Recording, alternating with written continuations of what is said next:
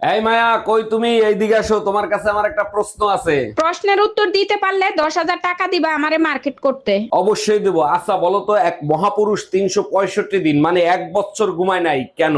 প্রশ্নের উত্তর তো তুমিই দিয়ে দিলা, কারণ সে মহাপুরুষ তাই ঘুমায় নাই। এর সঠিক উত্তর সবাই কমেন্টস করবে, গাধা কোথাকার। আল্লাহ তোমাকে এত সহজ সরল কেন বানাইছে? যেন তুমি আমাকে পছন্দ করতে পারো। আর তোমাকে এত সুন্দর কেন বানাইছে? যেন তুমি আমাকে পছন্দ করতে পারো। আর তোমাকে এত ব্রেইনলেস কেন বানাইছে? যেন আমি তোমাকে পছন্দ করতে পারি। समझ रहे हो समझ रहे हो समझ रहे हो ना। আই পায়েল, কি তোরে যদি দেশের প্রধানমন্ত্রী বানায় তাহলে তুই কি করবি? কমলা গাছে কাঁঠাল লাগামু। মাথা খারাপ, কমলা গাছে কাটাও কেমনে লাগাবি? তা আমার দেশের প্রধানমন্ত্রী কারা বানাইবো?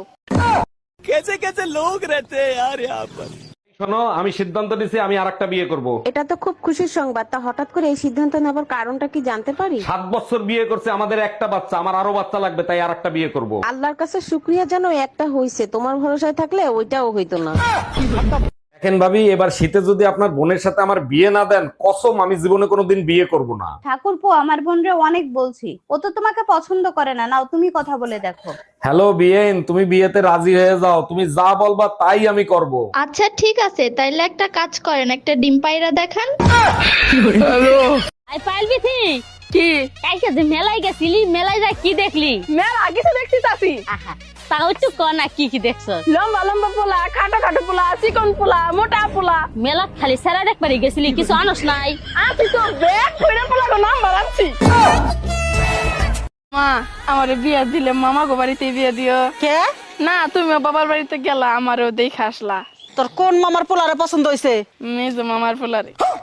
এই তোমাদের এই বউ শাশুড়ির ঝামেলা শেষ হবে কবে আমার একটু বলতে পারো? বউ শাশুড়ির ঝামেলা কবে শেষ হবে তুমি জানো না? যেদিন আমরা মারা যাব সেদিন। তোমাদের দুইজনের জন্য আমার জীবনটা তামা তামা হয়ে গেছে, আজকে আবার কি নিয়ে ঝগড়া পাচ্ছে? ছোট্ট একটা ব্যাপার নিয়ে ঝগড়া লাগছে। দুনিয়াতে বউ আগে আসছে না শাশুড়ি আগে আসছে?